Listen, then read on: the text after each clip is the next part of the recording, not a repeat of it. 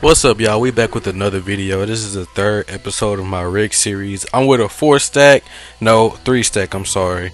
And it's me, Alan, and Chris, a Sniper Gang Chat and Certified Buck. And we playing on some new builds today. I'm on my two-way shooter. Chris is on his perimeter lockdown. Alan's on his slash and playmaker with sharp take. And then y'all see the guys we're playing. Two-way mid-range facilitator, two-way slasher, glass cleaner, paint beast, and slash and playmaker. I'm guarding the paint beast. And then this lineup right here, as you can see, I already named the first three builds: P-Lock, two-way shooter, slash and playmaker. We got a glass cleaner lockdown and a playmaking shot creator at point guard and center respectively. And let's get into it, bruh. So like I said, I'm guarding the 6 foot at 235 paint beast or 238, whichever one that was. But I'm gonna show y'all one clip of this. It's kind of funny to me, so let's play it. Ain't a lot, bro. You got one job. I'll open the next one. And you're fired.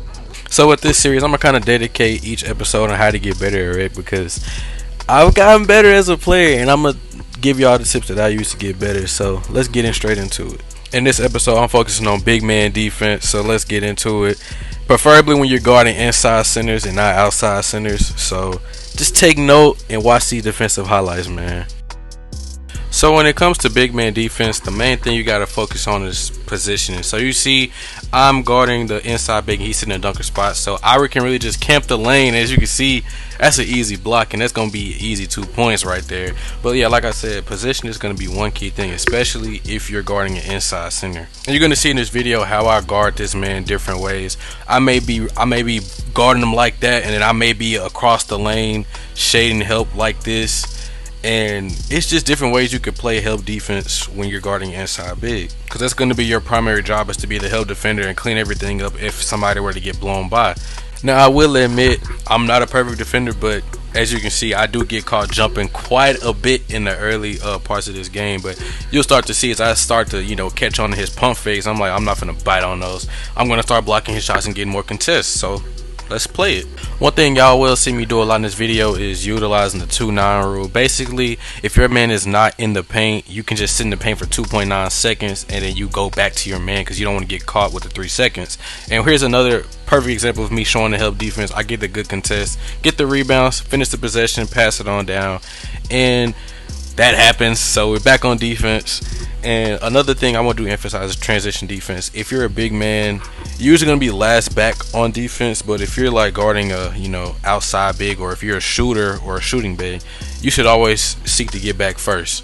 And then it'll be situations like this where they're probably going to catch a lob in here, but it's just a part of playing defense. You will get dunked on, you will get broke, you will get exposed sometimes. It's just a part of playing defense.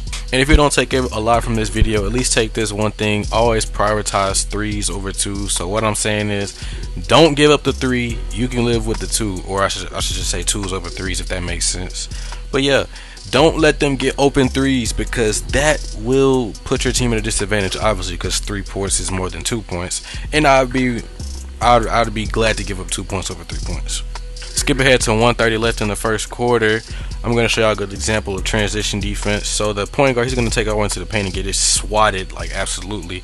And as you can see, I'm one of the first few people down the court. My man goes over down in the paint, which isn't smart, and I'm able to get an easy grab block. And like I said, I'm just emphasizing, like, get back on defense. And usually when you get a block, it leads to easy offense. So take that away from this video too. And this clip right here that I'm playing is a very good example of positioning. So I know my man's an inside big, and you see he's going to leave the paint. I don't have to leave the paint because I know he's not a threat on the outside. And even though they still score, y'all saw I was able to get the initial block, because I understand that my man can't space the floor, so I don't have to go and follow him because he's not a threat. And once you throw a couple shots back and you're able to get a couple stops at the rim, this is what happens. So he'll drive in and he'll throw it back out. Now I do have takeover. That's probably another reason why he did that. They'll start to get scared when they get to the rim, because they be like, oh, he might block it, or he's going to get a stop.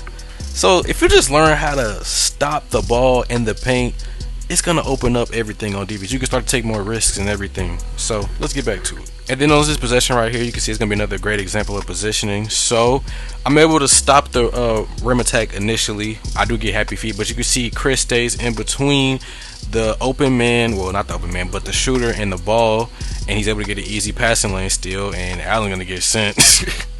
But yeah, that is an instance where you should always be mindful of where the ball is and where your man is. You always want to stay in between those two because you can either get deflections or get steals. In that situation, we were able to get a steal and some points out of it. And now we have another great example of positioning. So you see my man's on the perimeter. I'm just, playing free safety center field, kind of staying in the paint, make sure that they don't have any rim pressure. And then you can see I should have gotten that steal, and I do get somewhat bailed out because it's a ball from below. But as you can see in that possession, I was just kind of hovering in the middle, clogging up the paint, make sure nobody could drive and put pressure on the rim. That's a good thing to do, especially if you know your man's on the perimeter. He's playing with slashers, I should say. Just clog the middle, because they can't do anything. If they drop baseline, that's not your fault. And even then, you should be able to recover, because if you're hovering middle, you see somebody drop baseline, you could just easily recover and throw the shot away. And then with this one, it's going to be a mix of something I already emphasized before and something new. So this one is, like I said, always get back on defense first. And then this next one I'm about to bring up to y'all is be disciplined. So I know he has inside leverage, but I stay on my feet and wait for the jump, even though I did just jump right there. And you see he stays in the paint. That's an easy 3 seconds, and we were able to get that stop. But as y'all saw, the man got inside positioning, and I didn't jump until he actually committed on going up with the dunk, and I was able to get that stop right there. And now we back on offense because they got the 3 seconds. Now ignore me being the last person back on transition, but another key thing you want to do with defense is to always finish the possession, get the rebound. Shout out to my man Chris for getting that rebound for me, because I won't be able to get it because it was too far. And like I said earlier, man, once you block enough shots, they're going to be scared to go up in the paint. We're just going to leave them to throwing it scary, and it's easy runouts and easy threes. Like, come on, y'all. Next tip I want to bring to y'all is always be aware of what's going on. So pay attention to how long my man's in the paint, and you guys going to see how I get the stop. So we go to set the screen. We're going to initially play drop on that, but my man's going to be in the paint for 1,000, 1,000. He had to run out the paint so I could stay in the paint and get a contest, because on defense, 3 seconds doesn't count unless you're in the paint by yourself. And I noticed that my man was in the paint for about 2 seconds, so I was like, okay, I can get aggressive on the ball now because I know he can't stay in the paint for that long. So always be mindful of what's going on. Another pro tip for y'all when y'all playing defense, man, is to never give up on the possession, even if they get an offensive rebound. Now check this out. So they're going to pass the ball around. He's going to take an open shot. He's going to miss it, of course. And the rebound was a little bit long. The guy in the corner gets it, and I was able to quickly reset. And you see we're able to get a late contest on that. And I get boxed out. He goes up. Stay disciplined. Go up at the right time. Get that block. And then we're able to throw that shot away for a buzzer beater. And you can see we're going into halftime by 23 points, with Allen being player to have, man, doing his job. 27 points, man. Another key to being good on defense is rotations, man. So y'all gonna see it right here in this possession, and it's gonna be good instances, or 2 good instances. So the random, his man is gonna beat him backdoor. Watch, as you can see in a minute. It's gonna be green shoes. He gets beat backdoor. I was able to rotate quickly, get the block. They get the rebound though, and they had to reset, and I just get back to my normal position. I see Chris drop down, so I'm like, okay, let me go get the shooter just in case. And we still able to force a bad shot, and we finish possession with a good rebound. So just learn how to rotate. It's not that hard, man. Like, the best advice I can give you on for rotation, just like see who's open. If you know the team got shooters, try not to leave any shooters open. So like, just rotate and take that into account with the 2s over 3s rule, where you just give up 2s and fuck the 3, man. You can't get that. And then another good example of defense right there by my man Chris. Always getting the contest, get the Oh man.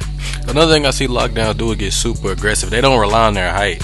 I'm 6'8", 240, and as you can see, I was able to get that contest. So stop going for like the blocks and the steals all the time.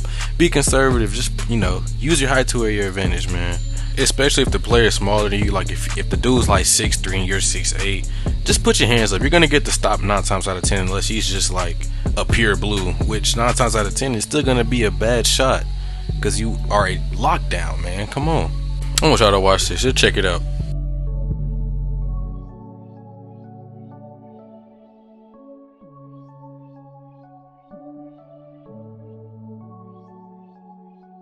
So like I said, bro, I gave y'all the platform, so I'm gonna just rinse and repeat.